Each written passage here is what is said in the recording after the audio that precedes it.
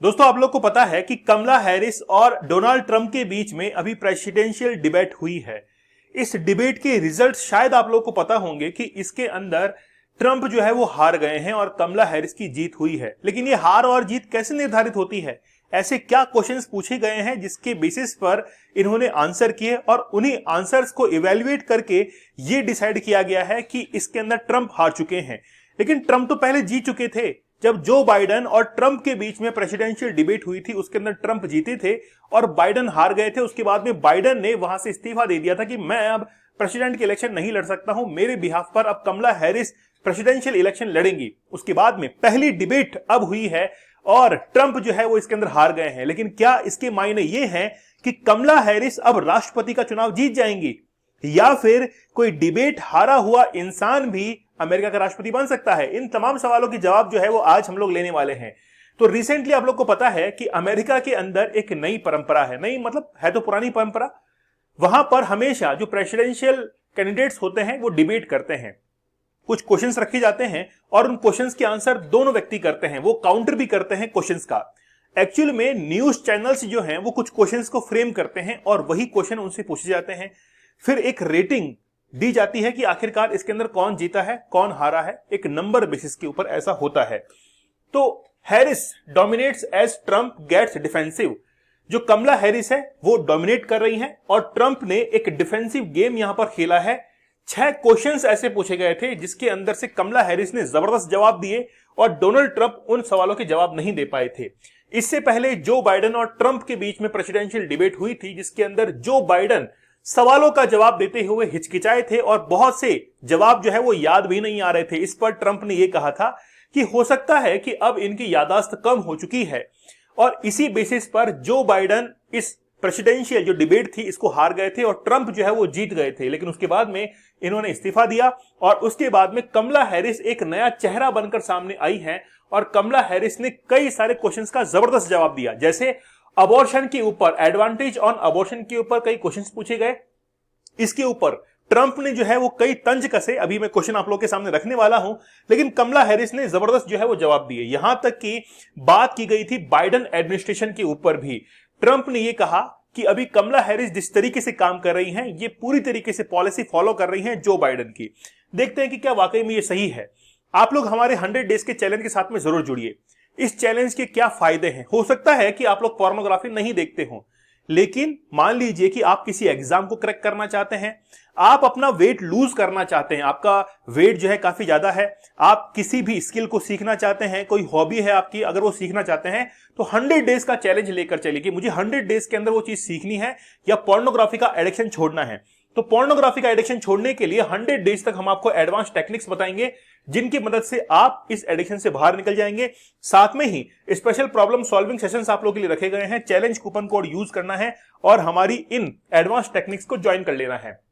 अगर आप लोग चाहते हैं कि नहीं सर हम तो 175 डेज का हार्ड चैलेंज लेंगे, 100 दिन तो आप करवा रहे हैं, 75 दिन हम लोग इसके अंदर ऐड करते हैं, तो कोम्बो कोर्स के साथ में भी आप लोग जा सकते हैं। लेकिन ध्यान रखना ये लाइफ चेंजिंग कोर्स है। चलिए बात करते हैं कि क्या वाकई में जिसने इस डिबेट को जीता है उसने इलेक्शन भी जीत लिए हैं। ऐसा हर बार नहीं हुआ है। आज तक ऐसी प्रेसिडेंशियल डिबेट जो है वो 13 हुई है, लेकिन उनमें से 10 बार ही ऐसा हुआ है कि जिसने डिबेट भी जीती हो और उसके साथ में इलेक्शंस भी जीत गए हो। मतलब सक्सेस रेट की अगर बात करें तो वो है 77%। इससे पहले जॉर्ज डब्ल्यू बुश दोनों बार डिबेट जो है वो हार चुके थे, लेकिन इलेक्शन इन्होंने जीत लिया। डोनाल्ड ट्रंप ने 2016 के अंदर डिबेट को हारकर भी चुनाव जीत लिया था। तो 3 बार ऐसा हुआ है जिस समय कोई व्यक्ति डिबेट हारा हो लेकिन इलेक्शंस को जीत गया हो। हम लोग दोनों की एक बार बैकग्राउंड जो है उसको खंगाल लेते हैं कि आखिरकार कमला हैरिस और ट्रंप का बैकग्राउंड क्या है। कमला हैरिस को हम लोग भारत वंशी जो है वो कहते हैं। कमला हैरिस का जन्म 1964 के अंदर होता है। कैलिफोर्निया के ऑकलैंड में हुआ था। अमेरिकी राष्ट्रपति चुनाव में पहली अश्वेत महिला उम्मीदवार कमला हैरिस है। उनकी मां का नाम है श्यामला गोपालन जो कि भारत से बिलोंग करती हैं और इनके जो पिता हैं वो है डोनाल्ड हैरिस जो कि जमैका के हैं। और हैरिस ने 2002 में राजनीति में कदम रखा। मतलब इनके पिता ने राजनीति के अंदर कदम रखा, उन्होंने सैन फ्रांसिस्को के अटॉर्नी जनरल का चुनाव लड़ा और जीत उन्होंने हासिल की। हैरिस ने ही डिस्ट्रिक्ट गवर्नर का चुनाव जो है उसको भी लड़ा था, लेकिन 2010 के अंदर वे कैलिफोर्निया की अटॉर्नी जनरल जो है वो बन चुकी थी। 2016 के अंदर कमला हैरिस पहली भारतवंशी महिला बनी जिन्होंने अमेरिका में सीनेट का, जो वहां की पार्लियामेंट है, उसके हाउस का इलेक्शन जीता। जनवरी 2021 में बाइडेन की जीत के साथ हैरिस अमेरिका की पहली महिला उपराष्ट्रपति भी, वाइस प्रेसिडेंट जो है वहां की बनी। हम लोग डोनाल्ड ट्रंप की बात करें तो 1946 आप लोग देख सकते हैं कि एज के अंदर ही बड़ा डिफरेंस है। इनके पिता फ्रेड ट्रंप अमेरिका के रियल एस्टेट डेवलपर हैं। 22 साल की उम्र में ट्रंप ने पिता की कंपनी में काम करना शुरू किया था और 25 साल की उम्र में कंपनी के वो प्रेसिडेंट बन चुके थे। बतौर बिजनेसमैन खुद को स्थापित करने के बाद 41 साल की उम्र में ट्रंप रिपब्लिक पार्टी के अंदर शामिल हुए। उन्होंने 7 बार अपनी पार्टी बदली, 7 बार। मतलब आप लोगों ने वो हरियाणा के एक विधायक की कहानी सुनी होगी 1968 के अंदर कि आया राम गया राम, तो वैसे आया राम गया राम की कहानी इन्होंने भी खेली है। 2012 में आखिरकार वे रिपब्लिकन पार्टी के अंदर लौटे। कई बार अमेरिका राष्ट्रपति चुनाव लड़ने की अटकलों के बाद 2016 में ट्रंप ने अपनी उम्मीदवारी की घोषणा की। वे हिलेरी क्लिंटन को हराकर देश के राष्ट्रपति बने थे। हालांकि इसके बाद 2020 में राष्ट्रपति पद का चुनाव जो है वो हार भी गए थे जो बाइडेन के खिलाफ। और मुझे आज भी पता है कि वो इलेक्शन के रिजल्ट आए थे 20 जनवरी 2020 को। ठीक है, चलिए क्या क्वेश्चंस पूछे गए थे। पहला क्वेश्चन हम लोग लेते हैं।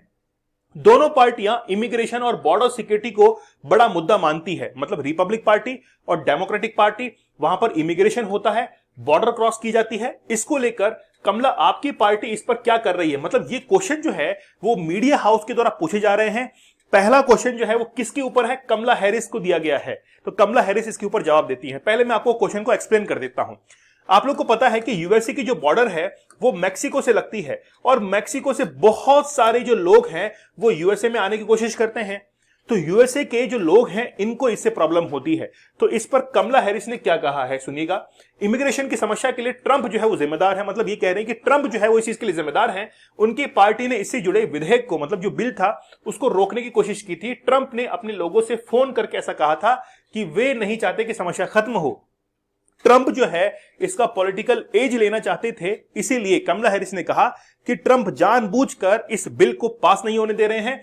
फिर ट्रंप क्या कहते हैं कि अमेरिका में रोज हजारों अपराधी आ रहे हैं। मतलब उनको यह लगता है कि अमेरिका के अंदर जो प्रवासी आ रहे हैं, माइग्रेंट्स आ रहे हैं, उनके अंदर केवल माइग्रेंट्स जिनको जरूरत है वही नहीं है शेल्टर्स की, उसके अंदर बहुत सारे क्रिमिनल्स भी जो है वो अमेरिका के अंदर आ रहे हैं। वे कुत्ते बिल्लियों को खाते हैं। मतलब वहां के जो जहां पर वो जाते हैं उस एरिया के अंदर जो कुत्ते बिल्लियां हैं उनको वो खा जाते हैं। उनकी बात काटते हुए मॉडरेटर, मतलब जो थर्ड पार्टी है जिसको मीडिया हाउस हम लोग कह रहे हैं, तो मॉडरेटर ने ये कहा कि इस बात के सबूत नहीं है कि वाकई में वो कुत्ते बिल्लियां जो है वो आकर खा रहे हैं। इस पर ट्रंप ने कहा कि उन्होंने टीवी पर लोगों को ये कहते हुए सुना है। कमला हैरिस ने कहा, बेसिकली पहले तो हंसी थोड़ी बहुत इसके ऊपर, फिर हंसते हुए कहा कि ट्रंप के मुताबिक प्रवासी पालतू जानवरों को खाते हैं। मतलब ये जो है वो ट्रंप को काउंटर कर रही है। तो पहले क्वेश्चन जो पूछा गया था वो माइग्रेंट्स के बारे में था। कमला हैरिस का ये जवाब था कि ये जो बिल था वो हम लोग पार्लियामेंट के अंदर पास करवाना चाह रहे हैं, लेकिन ट्रंप जो है वो पास नहीं होने दे रहे हैं। ट्रंप का ये जवाब था कि ये पास इसलिए नहीं हो रहा है क्योंकि अगर ये पार्लियामेंट में पास होता है तो माइग्रेंट्स के साथ साथ में बहुत से क्रिमिनल जो हैं वो आ सकते हैं यूएसए के अंदर। लेकिन लोगों ने किसका सपोर्ट किया, कमला हैरिस का इसके अंदर सपोर्ट किया। फिर नेक्स्ट क्वेश्चन देखते हैं। अब देखिए अबॉर्शन के ऊपर बात आएगी और बहुत लंबे समय से अमेरिका के अंदर अबॉर्शन का मामला चल रहा है। तो अबॉर्शन की ये कहते हैं कि आप 6 हफ्ते के बाद भी क्या अबॉर्शन की इजाजत देंगे, लेकिन फिर आपने बयान से पलट गए। मतलब ट्रंप से क्वेश्चन पूछा गया कि पहले तो आपने कहा था कि हम लोग अबॉर्शन की इजाजत देंगे, लेकिन फिर आपने बयान से पलट गए। तो ट्रंप इसके बारे में क्या कह रहे हैं। ट्रंप जो है वो कह रहे हैं कि 90 महीने में अबॉर्शन का हक देना चाहती है। मतलब जो पार्टी है, अपोजिशन पार्टी है, वो 90 महीने के अंदर भी अबॉर्शन का हक देना चाहती है, लेकिन हम ऐसा नहीं करेंगे। उनके एक नेता ने कहा था कि हम बच्चा पैदा होने के बाद देखेंगे कि उसका क्या करना है। मतलब अपोजिशन पार्टी के लिए कह रहे हैं कि अगर अपोजिशन पार्टी 90 महीने में इजाजत देती है अबॉर्शन का भी, तो फिर बच्चा तो जन्म ले लेगा, उसके बाद में फिर उसका रेस्पॉन्सिबल कौन होगा, जरूरत पड़ी तो उसे मार दिया जाएगा। इसलिए मैंने अबॉर्शन का पक्ष जो है बदल दिया। मतलब जो ट्रंप को यह लगता है कि अगर अबॉर्शन का इजाजत दे दिया गया 90 महीने के अंदर भी तो फिर इसके नेगेटिव इंपैक्ट हो सकते हैं। लेकिन कमला हैरिस ये कहती हैं कि भाई कुछ महिलाओं के ऊपर अत्याचार होते हैं, रेप केसेस होते हैं, तो क्या उनको हैंडल नहीं किया जाना चाहिए। तो कमला हैरिस का अपना जवाब था। तो ये कह रही थी कि ट्रंप जो है वो झूठ बोल रहे हैं, उनकी वजह से अमेरिका के 20 राज्यों में अबॉर्शन पर बैन लगा हुआ है। रेप पीड़ित इससे बहुत परेशान है, जिनके ऊपर रेप अटेम्प्ट होता है वो बहुत परेशान है। सरकार या ट्रंप महिलाओं को नहीं बता सकते कि उन्हें शरीर के साथ साथ क्या करना चाहिए। मतलब बेसिकली महिलाओं की जो बॉडी है वो कमला हैरिस कह रही कि मैं बहुत अच्छे से समझ सकती हूं, इसको ट्रंप जो है वो नहीं समझ सकते हैं। फिर ट्रंप ने कहा कि मैं अबॉर्शन बैन नहीं करूंगा, मैं जो है अबॉर्शन बैन नहीं करूंगा। इस मुद्दे ने 52 साल, देखिए बहुत लंबे समय तक, वाकई में यूएसए के अंदर बहुत लंबे समय तक अबॉर्शन का मुद्दा छिड़ा हुआ है। इसका कंक्लूजन क्या है? क्वेश्चन पूछा गया कि अबॉर्शन की इजाजत देंगे या नहीं देंगे। कमला हैरिस ने कहा, क्लियर कट कहा था कि मैं यूएसए के अंदर अबॉर्शन बिल लेकर आऊंगी जिससे महिलाओं को अबॉर्शन करने की इजाजत मिल जाएगी, चाहे 7वें महीने में चाहे 8वें महीने में। लेकिन ट्रंप जो है वो इसके बिल्कुल खिलाफ थे और लोगों ने किसका समर्थन किया? कमला हैरिस का इसके अंदर समर्थन किया। तीसरा क्वेश्चन ये था कि गाजा के अंदर पिछले 11 महीनों से जंग छिड़ी हुई है। पिछले हफ्ते इजरायली जो पीएम है बेंजामिन नेतन्याहू ने कोई भी पीस डील न होने की बात कही थी। मतलब बेंजामिन नेतन्याहू जो है इससे पीछे हट रहे हैं। 100 बंधक जो है वो किसके पास में? हमास के पास में है, इजराइल के। कमला आपका क्या कहना है इस पर? तो कमला हैरिस क्या कहती हैं, सुनिए। कमला हैरिस ये कह रही हैं कि आतंकी संगठन जो है हमास ने 1200 से ज्यादा इजरायलियों को मार डाला है, कई महिलाओं के साथ में रेप किया है। इजराइल को अपनी रक्षा का पूरा हक है, लेकिन यह भी सच्चाई है कि यह जंग बहुत लंबी जो है वो खिंच गई है। हमें सीज फायर डील की जरूरत है ताकि बंधक आजाद हों। ठीक है, ट्रंप क्या कह रहे हैं? मैं अमेरिका का राष्ट्रपति होता तो यह जंग कभी होती ही नहीं। कमला इजरायलियों से नफरत करती है। देखिए मैं आपको एक्सप्लेन करके बताता हूं कि ये कहना क्या चाह रहे हैं।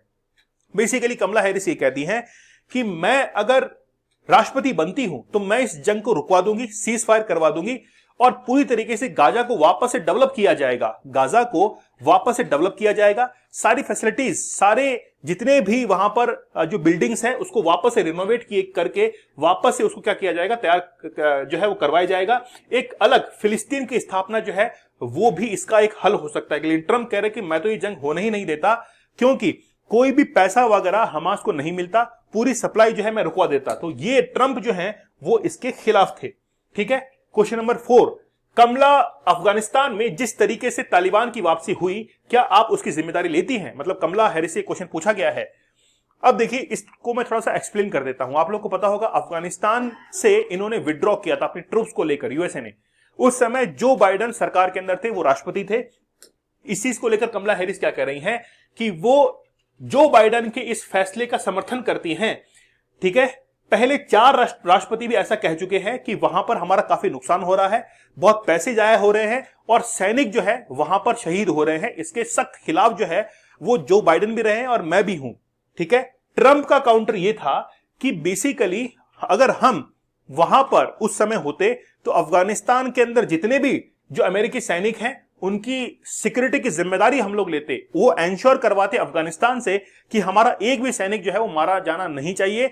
इसलिए ट्रंप ये कहते हैं कि हम तो वहां पे विड्रॉ जो है वो नहीं करते अफगानिस्तान से अपनी ट्रुप को लेकर, लेकिन जो बाइडेन ने गलती की है, ऐसा कहना है ट्रंप का। तो ट्रंप जो है वहां पर क्या करते हैं, इस चीज को काउंटर करते हैं। ठीक है, अच्छा क्वेश्चन नंबर 5 देखिए। रूस यूक्रेन जंग शुरू हुए लगभग 2.5 साल हो चुके हैं। ट्रंप यानी कि ट्रंप से पूछ रहे हैं कि आपने तो कहा था कि आप इसे 24 घंटे में रुकवा सकते हैं, आप ये कैसे करेंगे और क्या आप चाहते हैं कि यूक्रेन की जीत हो? इस पर बड़ा जो है वो सख्त जवाब दिया गया है, सुनिएगा। मैं चाहता हूं कि जंग खत्म हो, मतलब ट्रंप चाहते हैं कि जंग खत्म हो। हजारों लोगों की मौत हो चुकी है। बाइडेन कमला यूक्रेन को करोड़ों डॉलर दे चुके हैं। मैंने नाटो सहयोगी जितने भी नाटो कंट्रीज हैं उनको कह दिया है कि यदि आप या तो पैसा दीजिए, नहीं तो हम आपकी रक्षा जो है वो नहीं करेंगे, इसलिए मुझे पसंद नहीं करते। मेरे जेलेंस्की और पुतिन से अच्छे रिश्ते, मतलब ये ऐसे कह रहे हैं कि मैं रशिया और यूक्रेन से दोनों से अच्छे से बातचीत करता हूं, दोनों ही मेरे मित्र राष्ट्र हैं, इसलिए मैं दोनों से बातचीत करके पीस टॉक करके इस जंग को रुकवा देता है। लेकिन वहीं पर कमला हैरिस ये कह रही हैं कि आखिरकार फिर यूक्रेन का साथ देने वाला कौन था? हमने जो है वो यूक्रेन का साथ दिया है, हमेशा यूक्रेन के साथ में खड़े रहे हैं, क्योंकि उसने कभी भी यूएसए के विरोध के अंदर अगेंस्ट में कोई भी स्वर नहीं कहे हैं, ऐसा कहना था कमला हैरिस का। ठीक है, तो ये कह रहे हैं कि राष्ट्रपति बनने के 24 घंटे में जंग रुका देंगे, लेकिन असल में आप यूक्रेन को अकेला छोड़ देंगे। ट्रंप राष्ट्रपति होते तो पुतिन अभी कीव में बैठे होते। अगर ट्रंप राष्ट्रपति होते तो व्लादिमीर पुतिन जो है वो कहां पर होते? यूक्रेन के कीव के अंदर बैठे होते। ठीक है, तो ये इनका कहना था। अच्छा, छठा सवाल क्या है? ट्रंप क्या आपको कैपिटल हिल, मतलब अमेरिकी संसद, मैं आपको घटना बताता हूं। ट्रंप जिस समय राष्ट्रपति पद से हटे थे उस समय व्हाइट हाउस, मतलब जो अमेरिकी संसद है, वहां पर बहुत सारे लोग इकट्ठे हो गए थे, उस बिल्डिंग के अंदर एंटर हो चुके थे, हिंसा वहां पर हुई थी। और इसकी जिम्मेदारी जो है वो ट्रंप के ऊपर आई थी कि ट्रंप के कहने पर ही ये सारी भीड़ जो है वो जमा हुई है। लेकिन ट्रंप का ये कहना है कि मैंने ऐसा कुछ भी नहीं किया था, मैंने अपने भाषण में समर्थकों से शांतिपूर्वक तरीके से काम करने के लिए कहा था, लेकिन फिर भी एक महिला समर्थक उनकी जो है मौत हो गई थी गोली से। मेरा हिंसा से कोई लेना देना नहीं है, ये घटना जो है 6 जनवरी की है। कमला ये कहती है कि मैं खुद 6 जनवरी को कैपिटल हिल पर मौजूद थी, उस समय वाइस प्रेसिडेंट के लिए इलेक्ट हो चुकी थी और एक्टिंग सीनेटर थी। उस दिन अमेरिका के राष्ट्रपति ने हमारे देश की राजधानी पर हमला करने के लिए भीड़ को वहां पर बुलाया था, उकसाया था, और इसीलिए वहां पर जो है वो भीड़ इकट्ठा हो चुकी थी। तो ये बेसिकली 6 क्वेश्चन मीडिया हाउस के द्वारा पूछे गए थे, मेडिटोरियल के द्वारा पूछे गए थे, और उस पर इस डिबेट के अंदर, प्रेसिडेंशियल डिबेट के अंदर कमला हैरिस जो है वो जीत चुकी हैं और बाइडेन जो है वो हार चुके हैं। तो ये लगभग ये तय हो चुका है, लगभग 70% तो ये तय हो चुका है कि कमला हैरिस अमेरिका की राष्ट्रपति बनने वाली हैं। आप लोग एक चीज सोच रहे होंगे कि आखिरकार कमला हैरिस राष्ट्रपति बनती हैं तो फिर हमास और इजराइल के बीच में जो युद्ध चल रहा है आखिरकार इसका क्या होगा। तो कमला हैरिस का ये कहना है कि 6 हफ्ते, मतलब ये पहला फेज जो है वो कहती है कि 6 हफ्ते तक हम लोग फर्स्ट फेज चलाएंगे। गाजा की आबादी वाले इलाकों से इजरायली सेना लौट जाएगी। हमास को महिला और बुजुर्ग इजरायली बंधकों को रिहा करना होगा। इजराइल भी उनकी जेलों में कैद फिलिस्तीनियों को बंधकों क्या कर देंगे, रिहा कर देंगे। हमास को, यानी कि सेकंड फेज में काम करेंगे कि हमास को सैनिकों समेत इजराइल के सभी बंधकों की रिहाई करनी होगी। इजरायली सैनिक पूरी तरीके से गाजा को खाली कर देंगे और थर्ड फेज के अंदर मर चुके बंधकों के शव लौटाए जाएंगे। गाजा में टूटी हुई इमारतों को वापस से साफ किया जाएगा, उनको रिनोवेट किया जाएगा और गाजा को फिर से बनाने से 3 से 5 साल के अंदर प्लान जो है वो शुरू किया जाएगा।